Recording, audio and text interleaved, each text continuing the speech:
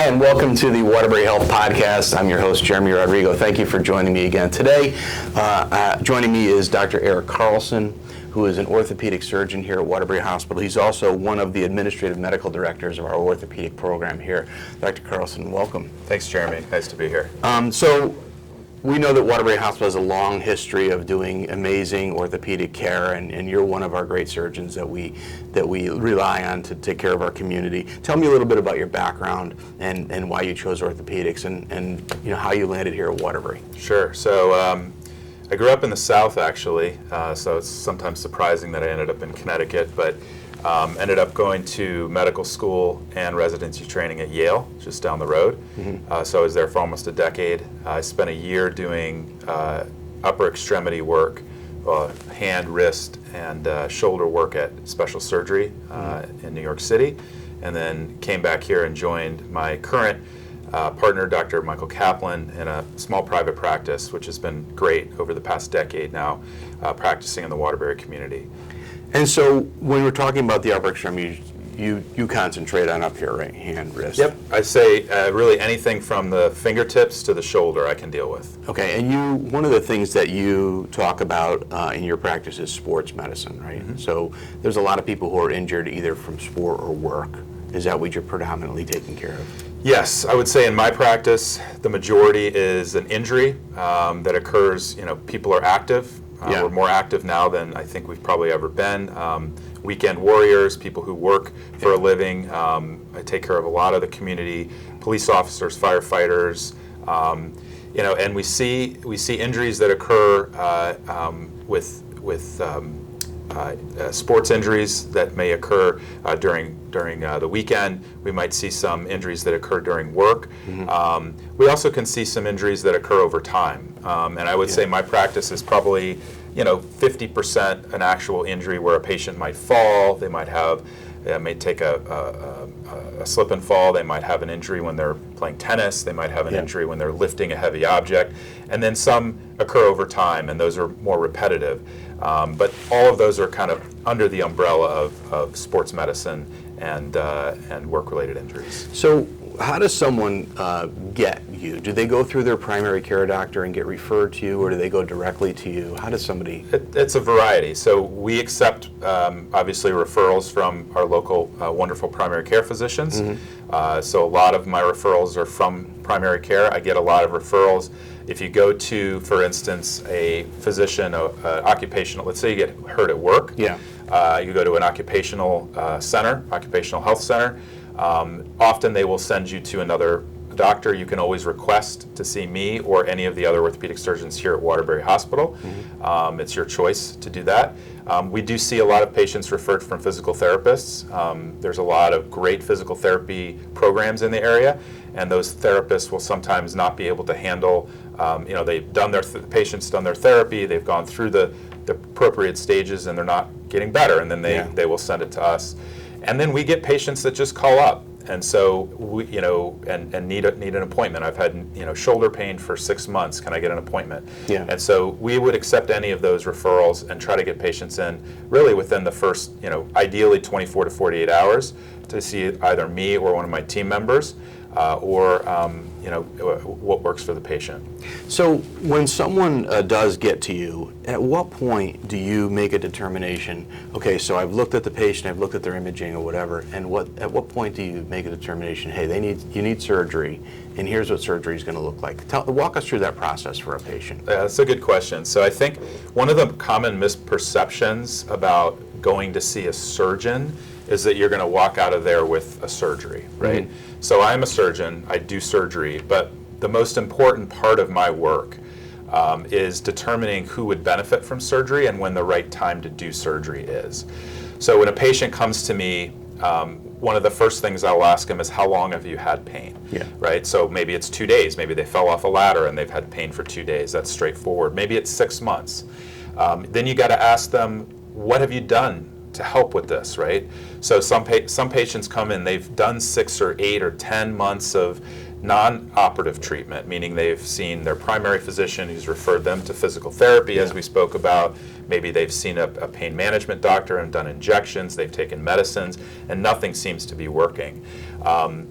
Then there are patients who come to me and say, well, I've had pain for 2 weeks, and none of those sort of non-operative or non-surgical interventions have been done. And so it's really when, for the most part, and it's obviously different with specific injuries, which we can get into, but if you come to me with pain without a specific injury, or even with a specific injury, and it's only been, you know, a few weeks of pain, we're always going to run through a non-operative treatment algorithm. Yeah. Because the majority of injuries that I see Yeah. can be treated without surgery. And so I always kind of joke that more of my day is convincing patients they don't need surgery than actually that they need surgery. And so it is somewhat of a misconception that, you know, I'm a surgeon and then that's all I do. Right. You know, there's certain things you come in and you need surgery for. You know, it's Right. not going to work. You know, you have a broken bone that needs to be fixed. Yeah.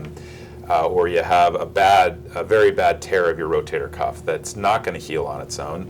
Then yeah, I may say, look, we really should consider surgery for this. We're always going to talk about the non-operative option, but the most important thing is understanding what the patient's injury is and what their expectations are, and helping them manage that process of healing. And so when the person does come and get their surgery, they're going to come to Waterbury Hospital, and then tell us about the process. You come in that morning and... Sure. So Waterbury Hospital is a great place to have surgery. I will say that again, it's a great place to have surgery.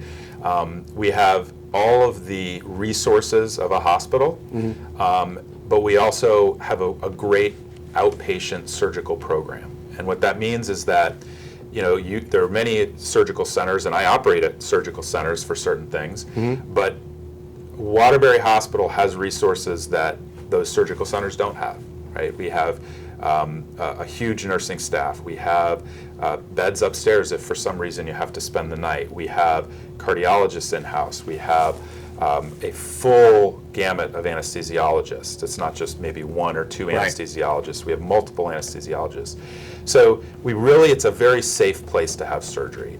Now, not every patient needs to have surgery Sure. at a hospital, but the good thing is we are able to provide those safety services in addition to getting a patient in for surgery, checking them in, meeting with the team, the nurse, the anesthesiologist, having the surgery done, and leaving in a half a day.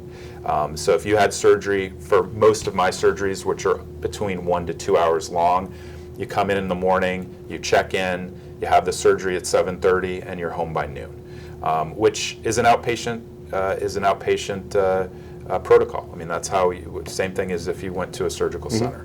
And so we're taping this at about 11 o'clock in the morning. You already did a case I this did, morning. correct. Yep. And you came straight from here. Yep.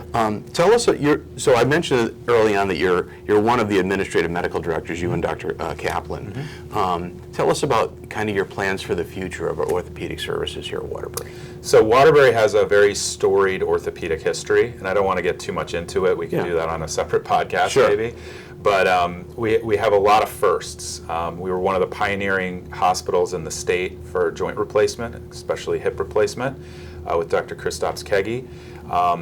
And we want to continue that. We are a small but mighty hospital. I think within the orthopedic department, we have an amazing group of surgeons that are extremely well trained. And we can do all of the things that any other hospital in the state. For the most part, there's some very, very small specialty, oncological surgery, things like that in orthopedics that we don't do. But 90%, 95% of general orthopedics and specialty orthopedics we do here, and we have experts in those fields.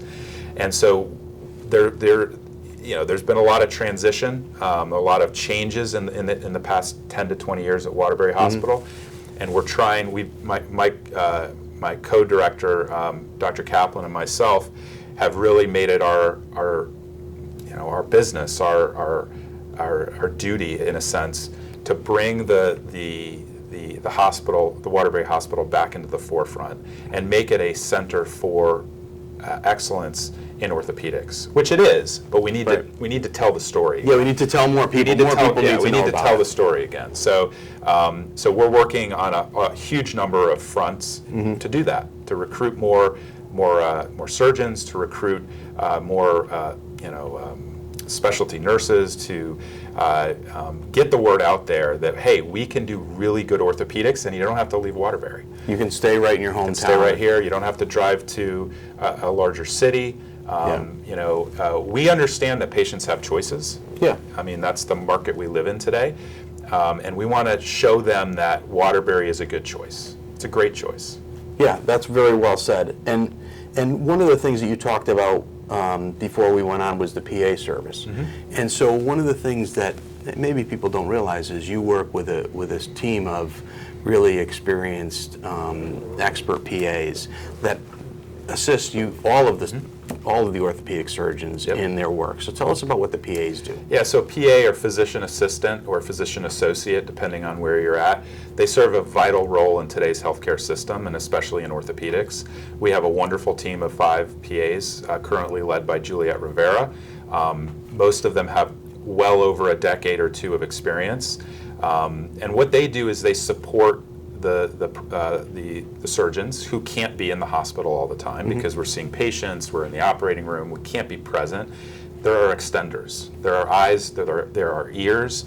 They're the ones that see the patients every morning, report to us. They're the ones who are doing, important tasks that don't seem that fun, but putting in orders, making sure all the orders are right, making sure the patient gets their medicines that they take at home. So they're really the lifeblood of most hospitals and most, especially in this hospital, of the orthopedic practice. The nice thing is that they're all invested in Waterbury. They've all been here. They like working here. They want to continue to work here because it's a good place to work, and we have a very good, close. I hate to use the word family, but it is. It does. I say it all the time on the podcast. Yeah, we're a family here. It does feel like that. So it's not a big organization where you don't know who you're going to see the next day. You're seeing the same people over and over again, which I think is really nice in a world that has become very disconnected. Yeah, and this is the point. You brought up a point, which was we are kind of a small hospital, but mighty hospital, and we're a lot like a small town. I always say this. We're a hospital that feels like a small town. Everyone knows each other. We all get along. Very different disciplines interact with each other on a constant basis. You're going to get really good care here right in your hometown, in your own backyard. I want to thank you for joining. This is important for people to understand and know about Waterbury Hospital. We have a legacy of great orthopedic services and great orthopedic care and innovation over the years, and we continue that on. And I have my notes are all the surgeons that work here at Waterbury Hospital, and here's our PAs. If you're going to get expert orthopedic care, you can get it right here at Waterbury Hospital, and you can be safe and not have to leave town. Your family doesn't have to leave town to see you and make sure that you're okay. Dr. Carlson, thank you so much for joining on the podcast today. We really appreciate it, and thank you for joining, and we'll catch you next time. Thank you, Jeremy.